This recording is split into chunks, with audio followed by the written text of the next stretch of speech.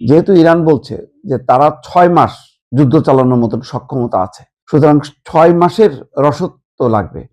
সেই রসদ অবশ্যই ইরান নিজস্বভাবে তৈরি করতে পারবে না, সহযোগিতা লাগবে রাশিয়ার এবং চীনের। চীন হয়তো সেই কাজটি করছে। ইরান আমেরিকা এবং ইসরায়েলের সঙ্গে যে যুদ্ধ করছে, সেই যুদ্ধে ইরানকে সহযোগিতা করছে কে? ইসরায়েলকে যেমন সহযোগিতা করছে চীন, ইরানকে কে করছে? আপাতত দৃষ্টিতে বড় কোনো শক্তি দেখা যাচ্ছে না, কিন্তু ভেতরে ভেতরে খবর প্রকাশ হয়েছে দুটি। একটি হচ্ছে যে রাশিয়া মধ্যপ্রাচ্যের যে স্পর্শকাতর জায়গাগুলো, আমেরিকার যে ঘাঁটিগুলো আছে, গোয়েন্দা কার্যালয় আছে, সমস্তগুলো একদম ঠিকানা, নিশানা, স্যাটেলাইট চিত্র সবগুলো ইরানের কাছে সরবরাহ করেছে রাশিয়ার গোয়েন্দারা। অন্যদিকে আজকে আরেকটা খবর সেটা প্রকাশ করেছে আনন্দবাজার পত্রিকা, চীনও সহযোগিতা করছে ক্ষেপণাস্ত্র তৈরির কাঁচামাল সরবরাহ করার মধ্য দিয়ে। তার মানে তলে তলে চীন এবং রাশিয়া কিন্তু বসে নেই, এবং যুদ্ধের তীব্রতা যত বাড়বে তত বেশি এই সহযোগিতা বাড়বে। কারণ ইরান পরাজিত হওয়ার মধ্য দিয়ে এক অর্থে চীন এবং রাশিয়ার শক্তিও কিন্তু সংকুচিত হলো। কারণ মধ্যপ্রাচ্যে শুধু আমেরিকা বা ইসরায়েলের স্বার্থ আছে বিষয়টা তা না, এখানে চীনের স্বার্থ আছে, রাশিয়ার স্বার্থ আছে। আন্তর্জাতিক প্রেক্ষাপট যদি বিবেচনা করা হয়, এই ধরনের যুদ্ধে যদি জয়ী হতে থাকে আমেরিকা এবং ইসরায়েল, তখন কিন্তু শক্তির ভারসাম্য নষ্ট হয় চীন এবং রাশিয়ার ক্ষেত্রে।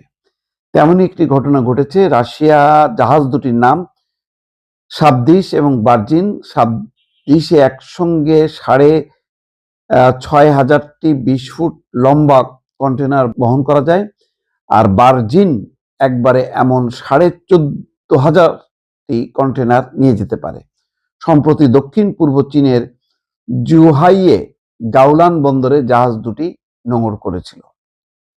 চীন থেকে জলপথে ক্ষেপণাস্ত্র তৈরির কাঁচামাল নিয়ে যাচ্ছে ইরান, এমন একটা প্রশ্ন উপগ্রহ চিত্র এবং অন্য তথ্য বিশ্লেষণ করে ওয়াশিংটন পোস্টের দাবি এমন সম্ভাবনাই বেশি। সম্প্রতি চীনের দক্ষিণ পূর্ব উপকূলে এক বন্দর থেকে রওনা দিয়েছে 2 ইরানি জাহাজ। সেগুলোতে ক্ষেপণাস্ত্রের জ্বালানি তৈরির জন্য প্রয়োজনীয় কাঁচামাল সোডিয়াম পারক্লোরেট থাকার সম্ভাবনাই প্রবল বলে দাবি করছে রিপোর্টটি। এই 2 জাহাজের বিরুদ্ধে আগেই অভিযোগ তুলেছিল আমেরিকা। আমেরিকার দাবি, এই 2 জাহাজে করে ব্যালিস্টিক ক্ষেপণাস্ত্র তৈরির প্রয়োজনীয় সামগ্রী তেহরানে নিয়ে যাওয়া হয়। দুটি ইরানের সরকারি সংস্থা Islamic Republic of Iran shipping লাইন্সের, এই সংস্থার উপরে আমেরিকা, ব্রিটেন এবং ইউরোপীয় ইউনিয়নের নিষেধাজ্ঞা রয়েছে। এই সংস্থার 2 জাহাজই সম্প্রতি চীনা বন্দর থেকে ইরানের উদ্দেশ্যে রওনা দিয়েছে। জাহাজ দুটির নাম সাবদিস এবং ভার্জিন। সাবদিসে একসঙ্গে বিপুল পরিমাণ কন্টেনার, 20টা কন্টেনার করা যায়। এখন যেটা প্রেক্ষাপট, হয়তো বিষয়টা সত্য, আবার এটা অপপ্রচারও হতে পারে, কিন্তু যেহেতু ইরান বলছে যে তারা 6 মাস যুদ্ধ চালানোর মতন সক্ষমতা আছে, সুতরাং 6 মাসের রসদ তো লাগবে। সেই রসদ অবশ্যই ইরান নিজস্বভাবে তৈরি করতে পারবে না, সহযোগিতা লাগবে রাশিয়ার এবং চীনের। চীন হয়তো সেই কাজটি করছে। যদি বিষয়টা এখনো ইসরায়েল বা আমেরিকা আনুষ্ঠানিকভাবে কোনো প্রতিক্রিয়া দেখায়নি, কিন্তু যদি সত্য প্রমাণিত হয়, তাহলে এটা নিয়ে নিশ্চয়ই চীনের সঙ্গে একটা সম্পর্ক অবনতি হবার আশঙ্কা আছে ইসরায়েল এবং মার্কিন যুক্তরাষ্ট্রের। রাশিয়া এবং ইরান এই দুটি রাষ্ট্র দীর্ঘকাল ধরে বন্ধুত্বপূর্ণ সম্পর্ক বজায় রেখেছে তারা আমেরিকার বিরুদ্ধে লড়াইয়ে। যখন আমেরিকা এবং ইসরায়েল ইরান হামলা করবার ষড়যন্ত্র করছিল, সেই সময়েও আমরা দেখেছি রাশিয়া ইরানের সাথে যৌথ নৌ কুচকাওয়াজে যুক্ত হয়েছিল পারস্য উপসাগরে। কিন্তু যুদ্ধ শুরু হবার পর থেকেই যখন ইরানের বড্ড বেশি রাশিয়ার সাহায্য প্রয়োজন ছিল, তারপর থেকে আমরা গোটা পৃথিবীর মানুষ পথ চেয়ে বসেছিল একটি খবরে আশায়, রাশিয়া কি সত্যি সত্যি ইরানের সাথে আমেরিকা ইসরায়েলের বিরুদ্ধে লড়াইয়ে সামিল হবে? সরাসরি এই যুদ্ধ কি ব্যাপক আকার নেবে, বিশ্বব্যাপী ছড়িয়ে পড়বে, তৃতীয় বিশ্বযুদ্ধের আকার নেবে?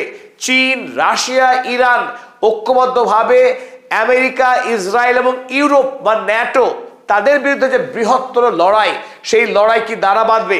কিন্তু আজ যখন ইরান, ইসরায়েল এবং আমেরিকার বিরুদ্ধে লড়াই 10 নম্বর দিনে পা দিল, যখন ইরানের ইতিমধ্যেই ইরানের 2000 জায়গায় মার্কিন এবং ইসরায়েলি সেনা বোমা হামলা চালিয়েছে, ইরানের বেশ কিছু নৌ জাহাজকে ধ্বংস করে দিয়েছে এবং ইরানের অয়েল ফিল্ডে বোমাবাজি করে ব্যাপক ক্ষয়ক্ষতি করেছে, ইরানের সর্বোচ্চ নেতা আয়াতুল্লাহ আলী খামেনেই সহ দেশের অন্যতম প্রধান 5 নেতাকে খুন করে দিয়েছে আমেরিকা এবং ইসরায়েল, তারপরেও আমরা দেখতে পাচ্ছি এখনো এই যুদ্ধে এখনো ইরান একা লড়ে যাচ্ছে। তাহলে অসময়ের বন্ধুই যদি প্রকৃত বন্ধু হয়, তাহলে কি একথা বলতে হবে রাশিয়া এবং চায়না এরা ইরানের প্রকৃত বন্ধু ছিল না? নাকি সত্যি সত্যি এখনো রাশিয়া এবং চীন ইরানকে সব রকম সাহায্য করে যাচ্ছে, কিন্তু আমরা তার কোনো সঠিক খবর পাচ্ছি না? চলুন আজকের এই নিবেদনে আমরা বোঝার চেষ্টা করি সত্যি সত্যি রাশিয়া এবং ইরানের যে দীর্ঘদিনের বন্ধুত্ব, এমনকি ইরান রাশিয়াকে ইউক্রেন যুদ্ধে যেভাবে শাহিদ ড্রোন সহ একাধিক অস্ত্র দিয়ে যে অফুরন্ত সহযোগিতা করেছিল রাশিয়াকে, তার প্রতিদান আদৌ কি রাশিয়া দিচ্ছে ইরানকে? তার উত্তর খোঁজার চেষ্টা করি আজকের এই নিবেদনে। মূল আলোচনা শুরুর আগে আপনাদের প্রত্যেককে পদাতিক চ্যানেলকে সাবস্ক্রাইব করার অনুরোধ জানাই। তার সাথে যদি আপনারা আমাদের চ্যানেলে নিয়মিত শ্রোতা হন এবং আমাদের কাজ যদি আপনাদের সত্যি সত্যি ভালো লেগে থাকে, তাহলে জয়েন বাটনে ক্লিক করে আমাদের পদাতিক চ্যানেলের মেম্বার হন। চলুন দেখে নেওয়া যাক আজকের এই নিবেদনে রাশিয়া কিভাবে ইরানকে সাহায্য করছে আমেরিকা ইসরায়েলের বিরুদ্ধে এই যুদ্ধে, না আদৌ রাশিয়া সেইভাবে কোনো সাহায্য করছে না ইরানকে। যদিও এখনো পর্যন্ত ইরান আমেরিকার আব্রাহাম লিঙ্কন কিংবা জেরাল্ড আর ফোর্ড যুদ্ধ বিমানবাহী জাহাজকে ডোবাতে পারেনি, তবে ইতিমধ্যেই ইরান যেভাবে মধ্যপ্রাচ্যে প্রত্যাঘাত করেছে আমেরিকা এবং ইসরায়েলকে একই সাথে, আমেরিকার গোটা মধ্যপ্রাচ্য জুড়ে যে আধিপত্য ছিল, আরব দুনিয়ার প্রতিটি রাষ্ট্রকে যেভাবে আমেরিকা এবং ইসরায়েল গোলামে পরিণত করেছিল, সেই রাষ্ট্রগুলোকে এমন ঘা দিয়েছে ইরান, তারা এই মুহূর্তে নড়ে চড়ে বসেছে। কারণ এক দিনের মধ্যে ইরান গোটা মধ্যপ্রাচ্যের আমেরিকায় যতগুলো সেনা ছাউনি ছিল প্রতিটিতে সফলভাবে ড্রোন এবং মিসাইল হামলা চালিয়ে সেখানে ব্যাপক ধ্বংসকাণ্ড চালিয়েছে। আমরা দেখেছি ইতিমধ্যেই ইরান, সৌদি আরব, জর্ডন এবং ইউএইতে থাকা আমেরিকার আকাশ প্রতিরক্ষা ব্যবস্থা সেই থার্ডকেও গুড়িয়ে দিয়েছে প্যাট্রিয়ট সিস্টেম এবং আর্লি ওয়ার্নিং র্যাডার সিস্টেম, যাকে প্রতিরক্ষা ব্যবস্থা চোখ বলা হয়। 5000 কিলোমিটার এরিয়া জুড়ে যদি ইসরায়েল বা আমেরিকার কোনো লক্ষ্যবস্তুকে কেন্দ্র করে ইরান বা কোনো শত্রু রাষ্ট্র যদি মিসাইল ছোড়ে, তার ইনস্ট্যান্ট সংবাদ পেয়ে যায় এই চোখ। সেই চোখকেও ধ্বংস করেছে ইরান। তাই আপাত দৃষ্টিতে ইরান যখন এই ব্যাপক প্রিসিশন অ্যাটাক করছে তার শত্রু রাষ্ট্রগুলোর উপরে, গোটা পৃথিবী চমকিত, অত্যাশ্চর্য হয়েছে। আমেরিকা এবং ইসরায়েলের বিরুদ্ধে লড়াইয়ে ইরান যে তৎপরতা, যে দক্ষতা এবং যে এফিসিয়েন্সি দেখিয়েছে, সেটা নজিরবিহীন। এর আগেও গত বছর 12 দিনের যুদ্ধে ইসরায়েলের সঙ্গে ইরান মারাত্মক ক্ষতি করেছিল ইসরায়েলের, কিন্তু সেই যুদ্ধে ইরান এই মাপের প্রিসিশন, যথার্থ আক্রমণ কিন্তু করতে পারেনি, যেটা এবার করেছে। এখান থেকেই অনেকের প্রশ্ন ছিল মনে, তাহলে কি ভেতরে ভেতরে চীন এবং রাশিয়া ইরানের পাশে আছে? তাকে সমস্ত রকম স্যাটেলাইট, জিপিএস পরিষেবা দিয়ে আমেরিকার যত অ্যাসেট রয়েছে, তার সেনা ছাউনি বা দূতাবাস, তাদের এক্স্যাক্ট লোকেশন এবং আমেরিকা কি কি আকাশ প্রতিরক্ষা ব্যবস্থা ব্যবহার করছে, তাদের মিলিটারি অবস্থান বা মুভমেন্ট কোথায়, কিভাবে তাদের জাহাজ সমুদ্রের কোথায় কোথায় অবস্থান করছে এবং তাদেরকে আক্রমণ করতে গেলে কখন, কিভাবে, কোন অস্ত্র ব্যবহার করতে হবে, এই টোটাল ইন্টেলিজেন্স সিস্টেম কি চীন এবং রাশিয়া সরবরাহ করছে? এই প্রশ্নের উত্তরে ওয়াশিংটন পোস্ট আমেরিকার এই বিখ্যাত খবরের কাগজ ওয়াশিংটন পোস্ট সরাসরি জানিয়েছে এই যুদ্ধ ইরান একা লড়ছে না আমেরিকার বিরুদ্ধে। ইরানের সঙ্গে ছায়ার মতো সমস্ত রকম সহযোগিতা চালিয়ে যাচ্ছে তার পুরনো বন্ধু রাশিয়া। আমেরিকার এই পৃথিবীতে যদি দুটো অন্যতম শত্রুর নাম করা হয় তাহলে অবশ্যই রাশিয়া আর ইরান আসবে। সেই রাশিয়া এবং ইরান যারা আমেরিকার আধিপত্যবাদের বিরুদ্ধে ঐক্যবদ্ধভাবে লড়াই চালিয়ে আসছে দীর্ঘকাল ধরে, সেই বন্ধুত্ব এত সহজে ছিন্ন হওয়ার কথা নয় এবং তা ছিন্ন হয়ওনি। এ কথাই মনে করছে ওয়াশিংটন পোস্ট। আমেরিকার অগণিত বিশেষজ্ঞ তাদেরও অভিমত রাশিয়ার ভ্লাদিমির পুতিন ইরানের সাথে হাতে হাত রেখে এই যুদ্ধ করছে। ওয়াশিংটন পোস্ট লিখেছে Russia is providing Iran intelligence to target US forces official says. Washington পোস্টের মতে রাশিয়া ইরানকে সমস্ত রকম ইন্টেলিজেন্স পরিষেবা দিচ্ছে। তা ইন্টেলিজেন্সের কাজ কি চলুন আমরা দেখে নিই। Real time targeting data of US military forces, আমেরিকার সৈন্যবাহিনীর যে গোপন তথ্য সেই তথ্য এবং তাদের অবস্থান সম্পর্কে যাবতীয় গুরুত্বপূর্ণ নির্ভরযোগ্য তথ্য পেতে সাহায্য করছে Russia. Specific locations of American warships and aircrafts, আমেরিকার যুদ্ধ জাহাজ এবং তাদের ফাইটার জেটগুলোর অবস্থান সম্পর্কে নিখুঁত তথ্য ইরান লাভ করছে রাশিয়ার মাধ্যমে। High quality satellite imaging from Russian space based assets, রাশিয়ার স্যাটেলাইটের মাধ্যমে পাঠানো ইমেজকে ইরান বিশ্লেষণ করে তাদের টার্গেটকে প্রিসিশন হিট করেছে। ইরানের নিজস্ব ইন্টেলিজেন্সের পাশাপাশি যখন রাশিয়ার এই ইন্টেলিজেন্স তাদের হাতে এসেছে স্বাভাবিকভাবেই ইরানের প্রত্যাঘাতের শক্তি অনেকখানি বৃদ্ধি পেয়েছে। আমরা দেখলাম যে ইরান ইতিমধ্যেই দুইবার আব্রাহাম লিঙ্কন যুদ্ধ জাহাজে মিসাইল হামলা চালিয়েছে, আর তারই ফলে আব্রাহাম লিঙ্কন যা স্ট্রেট অফ হরমুজকে খালি করার অভিপ্রায় নিয়ে পৌঁছে গেছিল প্রায় হরমুজের কাছাকাছি, তখনই তার উপরে ইরান চালায় মিসাইল হামলা। তখন তড়িঘড়ি এই আব্রাহাম লিঙ্কন যুদ্ধজাহাজকে বাঁচানোর তাগিদে মার্কিন নেভি এই যুদ্ধজাহাজকে আবারও পিছিয়ে আরব সাগরে নিয়ে যেতে বাধ্য হয়। আমরা দেখেছি কিভাবে AN/APS 132 আর্লি ওয়ার্নিং রাডার সিস্টেমকে ধ্বংস করেছে ইরান, ধ্বংস করেছে চারটি থার্ড সিস্টেম, আক্রমণ চালিয়েছে আমেরিকার 27টি সামরিক ঘাঁটিতে। যখন আমেরিকার সাংবাদিক মহলে এই প্রশ্ন দানা বাঁধছে যে সত্যি সত্যি এই যুদ্ধের পশ্চাতে রাশিয়ার হাত রয়েছে, তখন ইরানের বিদেশমন্ত্রী সৈয়দ আব্বাস আরাগচিকে সরাসরি প্রশ্ন ছুড়ে দেয় NBC নিউজ চ্যানেলের সাংবাদিক, আর তারই উত্তরে সরাসরি আরাগচি জানিয়ে দেন রাশিয়া ইরানকে নানানভাবে যুদ্ধে সহযোগিতা করছে। NBC নিউজ চ্যানেলের সাংবাদিক যখন আরাগচিকে বারবার জিজ্ঞাসা করার চেষ্টা করেন যে রাশিয়া ইরানকে কিভাবে সাহায্য করছে স্পেসিফিক জানাতে হবে তাদেরকে, তখন আরাগচি স্পষ্ট জানান Russia is helping in many different directions, Russia ইরানকে নানান দিক থেকে সহযোগিতা করছে। আর military cooperation between Iran and Russia is not something new, Russia এবং ইরানের মধ্যে যে সামরিক সহযোগিতা সেটা নতুন কিছু নয়। ইটস নট আ সিক্রেট, তা গোপন করার মতো বিষয়ও নয়। It has been in the past and it's still there and will continue in the future.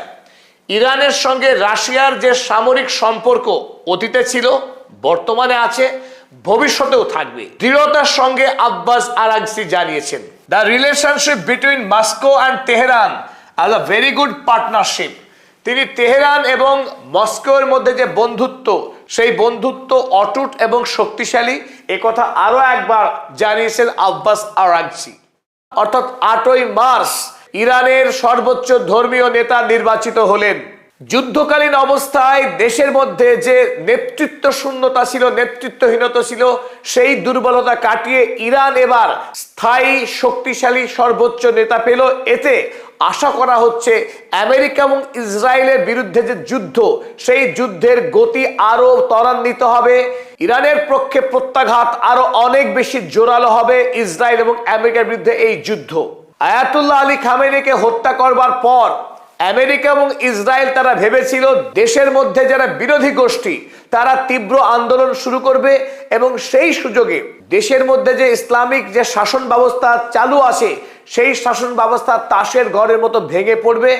সুযোগে ইসরায়েল এবং আমেরিকা তাদের পছন্দের রেজা পেহলভিকে এসে ক্ষমতায় বসিয়ে দেবেন। আমেরিকা এবং ইসরায়েলের সেই ষড়যন্ত্র সম্পূর্ণরূপে ব্যর্থ। ইরান দেখিয়ে দিয়েছে তারা আমেরিকা এবং ইসরায়েলের বিরুদ্ধে যুদ্ধে ঐক্যবদ্ধ। 1979 সাল থেকে আজ অবধি 47 বৎসর ধরে যে শাসন ব্যবস্থা ইরানে চলছে সেই শাসন ব্যবস্থার প্রতি ইরানের মানুষের অটুট ভরসা রয়েছে। তারা আবারও দেখিয়ে দিল পশ্চিমী দুনিয়াকে আয়াতুল্লাহ আলী খামেনির নেতৃত্ব এবং তার পুত্র সৈয়দ মুজতবা খামেনির প্রতি তাদের অকুণ্ঠ আস্থার কথা। মুজতবা আলী ইরানের সর্বোচ্চ নেতা নির্বাচিত হওয়ার পর আমেরিকায় ডোনাল্ড ট্রাম্পের মুখে চুনকালি পড়ে গেল। আমেরিকার মানুষ এখন বলছে 87 বছরের খামেনির পরিবর্তে ডোনাল্ড ট্রাম্প আরো বেশি কঠোর, আরো বেশি পশ্চিমা বিরোধী 56 বছর বয়সী খামেনিকে ক্ষমতায় আনলেন ইরানে। অর্থাৎ ডোনাল্ড ট্রাম্পের চাল সম্পূর্ণ বুমেরাং হয়ে গেল। ডোনাল্ড ট্রাম্প তিনি নিজের গালে আরো একটা থাপ্পড় মারলেন।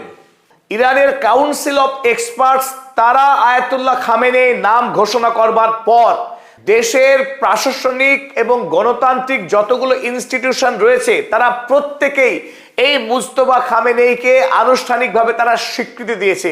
ইরানের পক্ষে ইরানের ইসলামিক রেভলিউশনারি গার্ড কর্পস অর্থাৎ ইরানের সবচেয়ে শক্তিশালী সৈন্যবাহিনী তারা প্রথমেই আয়াতুল্লাহ মুজতবা খামেনিকে উষ্ণ অভ্যর্থনা জানিয়েছে তাদের পক্ষে। তারপর দেশের আর্ম ফোর্স, ন্যাশনাল পুলিশ এবং ইরানের ন্যাশনাল সিকিউরিটি কাউন্সিলের চেয়ারপারসন আলী লারিজানি, যিনি আমেরিকা এবং ইসরায়েলের বিরুদ্ধে এই যুদ্ধের নেতৃত্ব দিচ্ছেন, সেই আলী লারিজানিও অভিবাদন জ্ঞাপন করেছেন এই নবনির্বাচিত দেশের সর্বোচ্চ ধর্মীয় নেতাকে।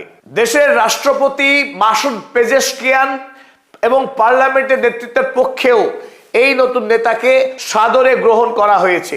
দেশের জনসাধারণ এই দুঃখের মধ্যেই, এই যুদ্ধের মধ্যেই রাস্তায় নেমে স্বাগত জানিয়েছে তাদের দেশের নতুন ধর্মীয় নেতা আয়াতুল্লাহ মুজতবা খামেনিকে।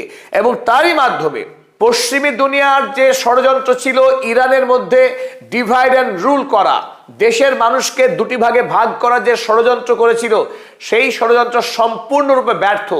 দেশের মানুষ বর্তমানে যে শাসন কাঠামো রয়েছে ইরানে তার প্রতি তারা আস্থা রেখেছেন। রাষ্ট্রপতি পেজেশকিয়ানের মতে নতুন নেতার নেতৃত্বে ইরান আরো বেশি সমৃদ্ধি এবং আরো বেশি শক্তি ঐক্যের পথে এগিয়ে যাবে। ইসরায়েলের সংবাদপত্র টাইমস অফ ইসরায়েল লিখছে, more hardline than his father, Mojtaba Khamenei's appointment signals defiance and revenge। Ayatollah Ali খামেনির থেকে অনেক বেশি কঠোর, অনেক বেশি চরমপন্থী এই মুজতবা। এই নতুন নেতার নেতৃত্বে ইরান আগামী দিনে আরো বেশি প্রতিরোধ এবং আরো বেশি প্রতিশোধের পথে হাঁটবে, তাতে সন্দেহ নেই ইসরায়েলের। আয়াতুল্লাহ মুজতবা খামেনি ইসরায়েল এবং আমেরিকার বিরুদ্ধে অনমনীয় দৃষ্টিভঙ্গি বজায় রাখেন। ব্যক্তিগত জীবনেও তিনি শিকার হয়েছেন আমেরিকা এবং ইসরায়েলের নিষ্ঠুরতার। তার নিজের স্ত্রী খুন হয়েছে আমেরিকার হাতে, নিজের পিতা খুন হলেন 8 তারিখে, নিজের মাতা, গোটা পরিবারের অসংখ্য সদস্য খুন হয়েছে ইসরায়েল এবং আমেরিকার হাতে। তাই যখন মুজতবা ক্ষমতায় এলেন আগামী দিনে বদলা নেবার পালা, প্রতিটি খুনের প্রতিশোধ নেবেন মুজতবা, এটাই এখন আশঙ্কা করছে ইসরায়েল। তাই আয়াতুল্লাহ আলী খামেনি যখন আমেরিকার বিরুদ্ধে 36 বৎসর ধরে তিনি সর্বোচ্চ নেতা হিসেবে লড়াই চালিয়ে গিয়েছেন, একমাত্র নেতা হিসেবে পৃথিবীতে, তখন তার পুত্র মুজতবা বাবার থেকেও অনেক বেশি কঠোর হবেন এবং অনেক বেশি দৃঢ় অবস্থান গ্রহণ করবেন, সেটাই এখন অনুমান করছে ইসরায়েল এবং আমেরিকা। ইসরায়েল এবং আমেরিকা এখন আতঙ্কিত এই নতুন নেতার নিয়োগে। ডোনাল্ড ট্রাম্প দাবি করেছিলেন ইরানের পরবর্তী নেতা নির্বাচন করবেন খোদ তিনি, কারণ তিনি এখন নাকি ইরানের ভাগ্য বিধাতা।